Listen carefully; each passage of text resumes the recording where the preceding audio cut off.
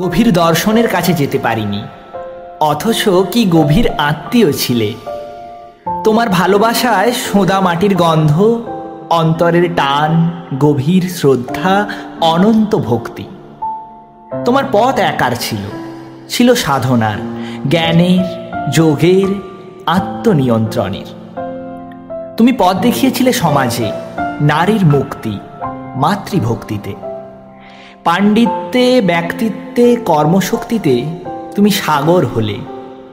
হৃদয়ের ব্যাপ্তিতে প্রাচীন ঋষির প্রজ্ঞা ধারণ করলে।